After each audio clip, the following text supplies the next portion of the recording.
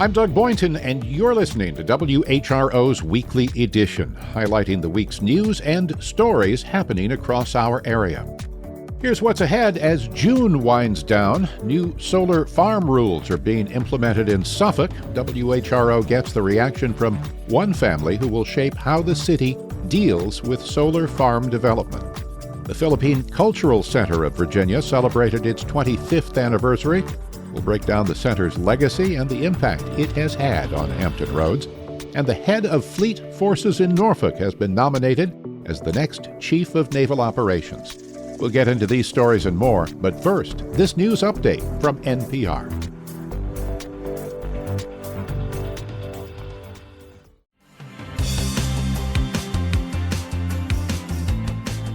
It's WHRO's Weekly Edition. Here are some of the stories that made news this week. A new law in Virginia will soon ban the use of styrofoam food containers.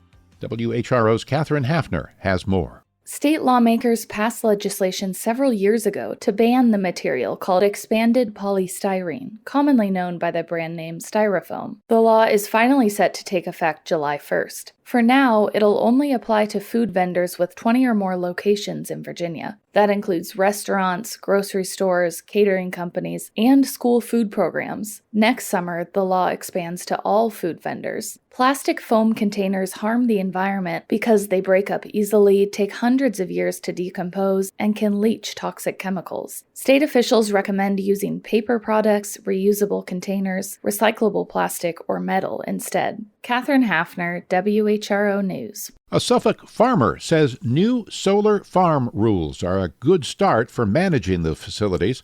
WHRO's Nick McNamara reports on the reaction from one family who became a case study for how Suffolk will deal with solar farm development. Suffolk City Council adopted new rules that require any noise generated by solar farms stay under a level approved by a noise study at all times, and that new large farms place power inverters 1,000 feet or more from property lines. Shane Alexander lives next to the 99-acre Stratford solar farm. He and his family raised issues with sound emanating from the farm since its completion in 2022. With all the frustration that we've experienced and the neighbors have experienced, it's good to see that anyone going forward may not have to go through this frustration. The update Suffolk made to solar farm requirements comes as localities across the Commonwealth have to change their regulations to keep up with the emergent renewable energy industry, and as solar developers eye agricultural land for new projects, increasingly putting them in conflict with rural neighbors. Nick McNamara, WHRO News. Fighters from Langley and ships from Norfolk are part of a buildup of force in the Middle East after the U.S. bombed Iranian nuclear facilities.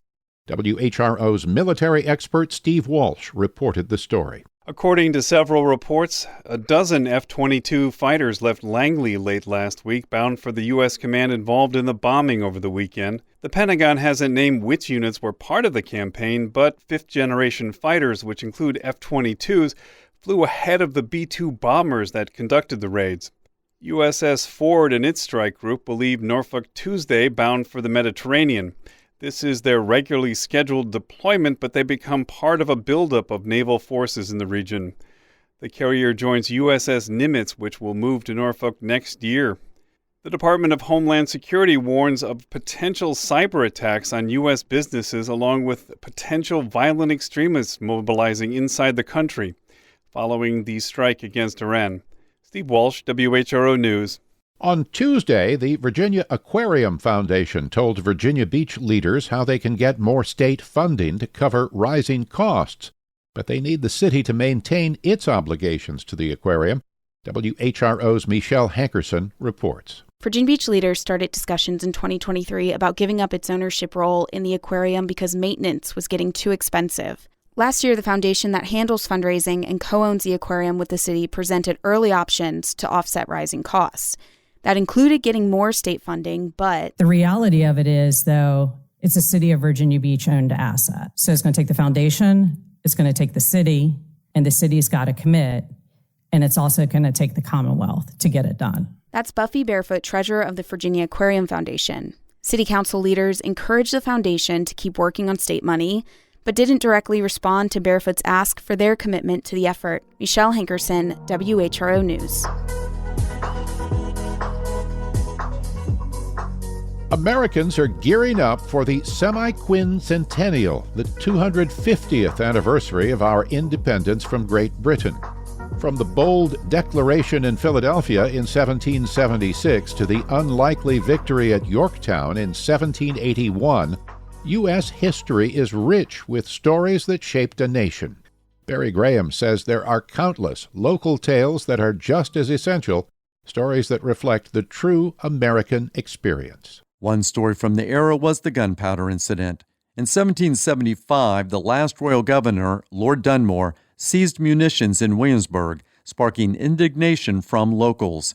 Maddie Lang from the Virginia Beach History Museums says patriots were ready for a fight.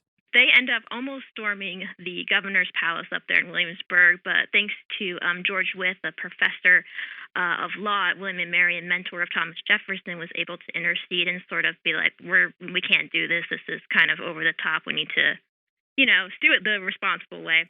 Tensions over the governing of the colony began to simmer, and Lord Dunmore would eventually flee the intellectual and cultural center of Williamsburg, a patriot haven, on boat to Norfolk, which was full of British merchants and an enclave of loyalists. It was in the Elizabeth River where Dunmore made his final stand. George Degerraff is a history major at Old Dominion University and has researched when Dunmore made his last stand in Norfolk. He says the governor had his back against the wall and needed manpower, so he issued a proclamation aimed at enslaved people and indentured servants. Come fight for the crown, and you can be free. Well, yeah, despite being anchored in the Loyalist conclave of Norfolk, Dunmore knew we needed more men.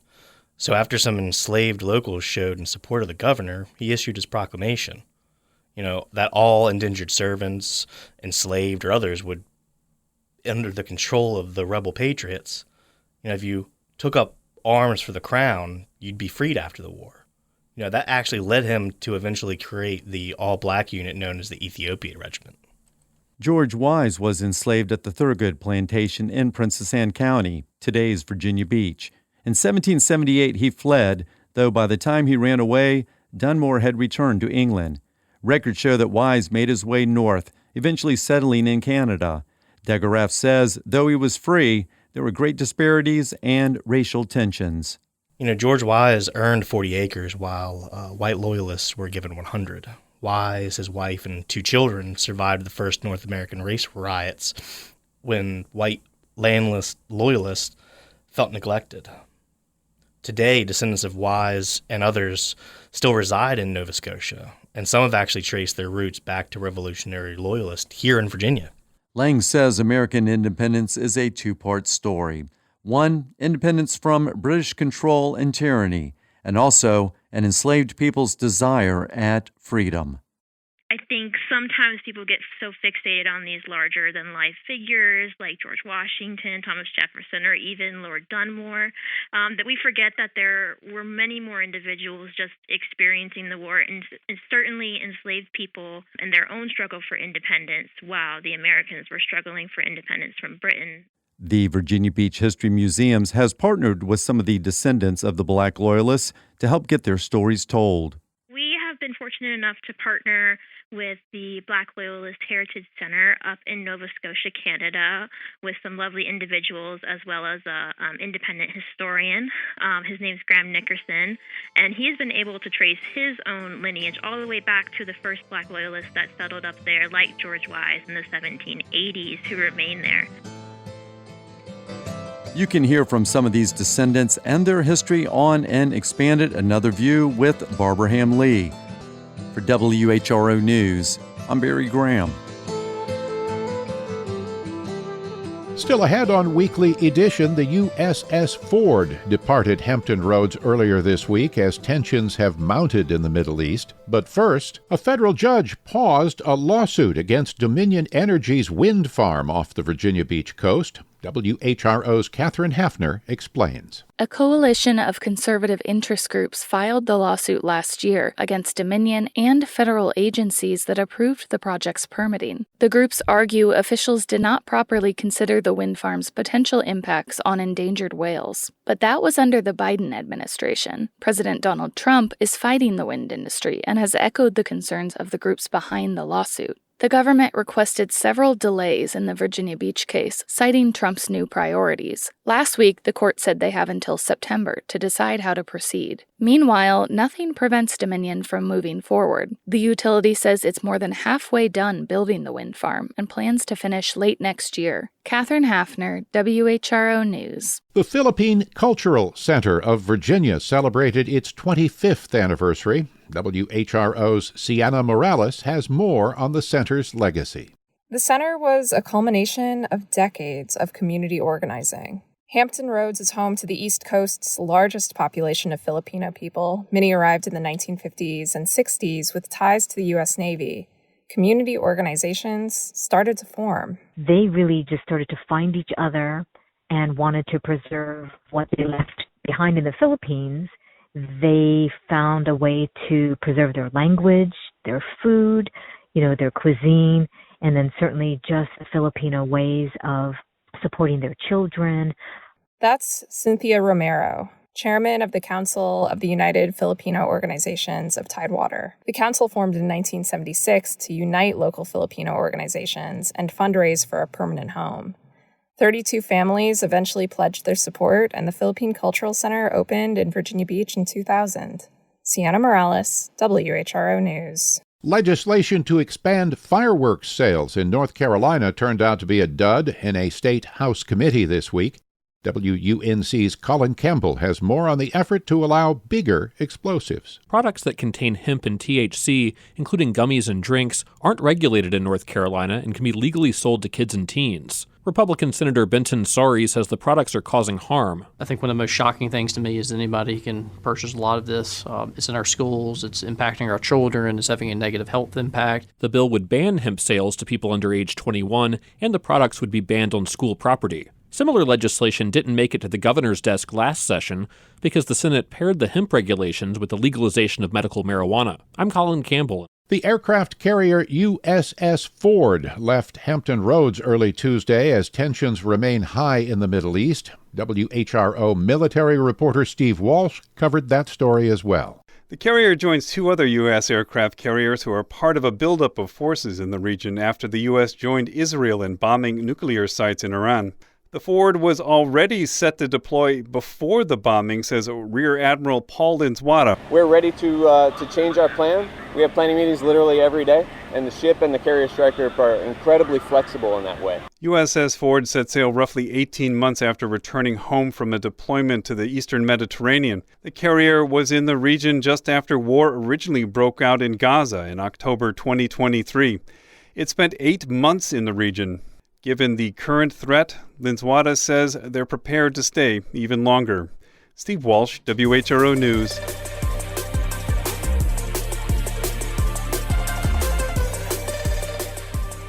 Hampton Roads is approaching peach season once again, and we're taking you back to the time WHRO's Michelle Hankerson went peach picking in this audio postcard. Okay. How many bags? I think what do you think? One for him and then one for me. And do you guys want 4? some? Yeah, we'll Okay. just do 4. Whoa! All right. I mean, yeah. Okay. How many bags? I think what do you think? One for him and then one for me. And do you guys want 4. some? Yeah, we'll Okay. just do 4. Whoa! Yeah. To the right, there's going to be a path. I just You're need walking a back. bag. I need a Right then, bag. It's going to be the first 3 rows. Okay, great. All right. I need a bag. You got it. All right, you ready to go? Yeah. Watch out, Danielle.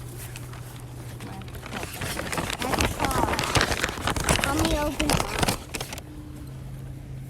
Tell them your name. What's your name? Owen. How old are you? 4. 4. Where do you live? On Ginger Beach. Good job. Good job. Where are we, Owen? At peach picking. At peach picking? Where do you peach pick at? It's over there. At the farm. Are we at a farm? Yeah. Welcome to the peach orchard at Colorful Farms on a very hot July day. I'm here with my sister Gabby and her 2 sons. We grew up in Virginia Beach and picked strawberries every year. Now she takes her boys to pick strawberries and all the other kinds of fruits the farms in Pungo offer in pick-your-own fields. I'm emerging from the peach tree. Look at all these peaches I got. Put them in there. Okay. Your bags are getting kind of heavy. You got it? Those can be yours. Hold on. So how many do you want me to hold this? I got it. Look at this tree. This is packed. You want to come grab some of these? Those ones fell. These ones fell, but look. Look, there's some up at the top. Look at. You want to grab it? No. I can pick you up. No. Okay, well, I'm going to grab it. Oh, this one is a little soft. I'm still going to grab it. What about your mama? Go near mama. Owen, there's some over here that I think you can reach. No, you can put in my bag. Okay. Ooh, this one's good. Look at, well, he has a little spot, but we can cut that off. Did you have fun? Yeah. Good. Now we can get ice cream. Now we can get ice cream. All right. So, you can get, listen, you can get vanilla, chocolate, birthday cake. I want chocolate. You want chocolate? Okay. But that's okay. I'll keep going back. I want a peach slushie, so I'm gonna get a peach Well, slushie. I want chocolate. Okay. Hi. Tell her what you would like. Chocolate. Chocolate what? Ice cream, please. Ice cream. Please. Please. Okay. Do you want a cup or a cone? A cup. A cup. Okay. Chocolate in a cup. Anything else? Can I get a peach slushie? I also want a peach slushie. 2 peach slushies. Oh, a cup or a cone? And then a cup of strawberry. Thank you. After ice cream, Owen decides what he'll do with his peaches. He won't eat them plain, not in a pie, and not in a muffin. Instead, he'll let his baby brother Isaac eat them. You're excited about your peaches. Are you just going to eat them plain, or are you going to make something with them? I don't know. You don't know? I'm not going to eat them plain. You're not going to eat them plain. What do you think you can make with them? I don't know. From the Peach Orchard in Virginia Beach, Michelle Hankerson, WHRO News. This is WHRO's Weekly Edition. Remember, for any stories you've missed, you can visit us on the WHRO smartphone app or all social media platforms.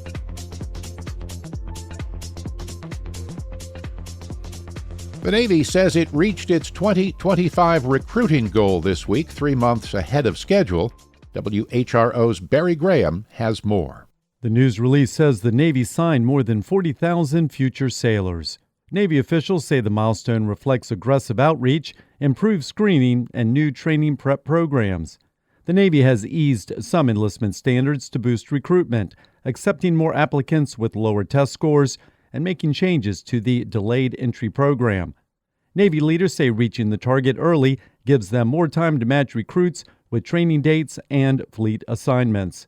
Barry Graham, WHRO News. The head of Fleet Forces in Norfolk has been nominated to be the next Chief of Naval Operations. WHRO military reporter Steve Walsh covered this story, too. Admiral Darrell Caudill has commanded Fleet Forces since 2021.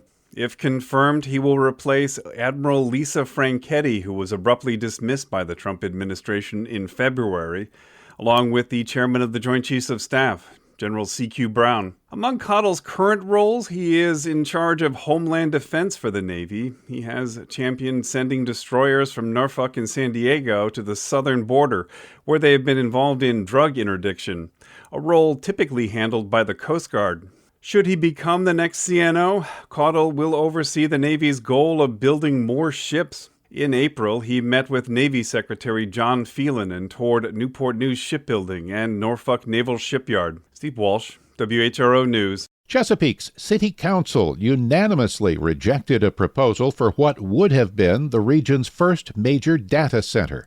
WHRO's Ryan Murphy was there. Onlookers cheered as the tally board in the Chesapeake City Council chambers showed the vote for the proposed 350,000 square foot data center. Helen Messer's house would have backed up to that data center. She and several of her neighbors spent the last few weeks rallying the community against the proposal. I will sleep better than I have slept for in months. Dozens of speakers with no data center stickers told the council they're worried about noise and environmental issues that have plagued communities in Northern Virginia.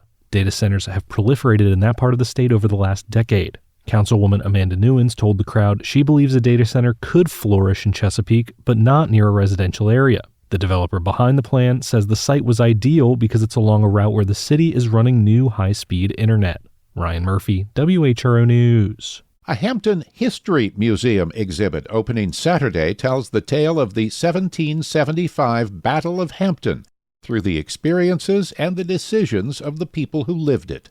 WHRO's Nick McNamara reports. Hampton, often overshadowed by the likes of Lexington and Concord and Bunker Hill, was the site of the first fighting outside of New England during the American Revolution. The exhibit recenters Hampton in that context and shows what the battle and life during the war were like through the stories of 24 people. Historian Beth Austin says the approach to sharing history is a reminder that history is shaped by choices. It's really what the revolutionary story is, the story of people navigating this really tumultuous time in a way that they believed would secure their own liberty. For enslaved people or for merchants or for customs officials, those sets of choices are going to look very different. Nick McNamara, WHRO News. The famed ocean liner SS United States, built at Newport News Shipbuilding, now sits in Mobile, Alabama, and is being prepared for its final voyage to the bottom of the ocean.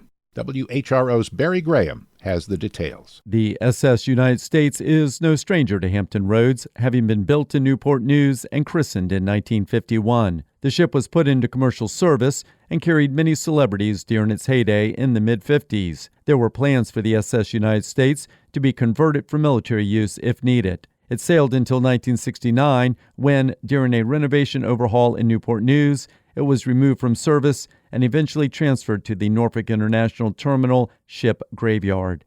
In 2024, Florida's Okaloosa County announced it would buy the United States and sink her as the world's largest artificial reef. A cost of $10 million would be recouped through tourism with dive expeditions 20 nautical miles south of Destin Fort Walton Beach. The county wants to sink the SS United States later this year, though a historical group has sued trying to keep the ship afloat. Barry Graham, WHRO News. You've been listening to WHRO's Weekly Edition. And by the way, we're proud to say it just won the Virginia Association of Broadcasters Award for Best Non-Commercial Public Affairs Program of 2025. Big thanks today to the WHRO team, Catherine Hafner, Nick McNamara, Steve Walsh, Ryan Murphy, Sienna Morales, Barry Graham, and Michelle Hankerson, plus Colin Campbell from WUNC. WHRO's Senior Director of Audio Content and Audience Strategy is Chuck Dowd, and as always, a shout-out to Connor Worley, who produced this week's show. Don't forget you can hear the full episodes anytime on the WHRO Weekly Edition podcast feed. You'll also find the latest news at WHRO.org, on the WHRO app, and the WHRO Reports podcast. For all of us at WHRO and WHRV, I'm Doug Boynton. Stay safe. Be well.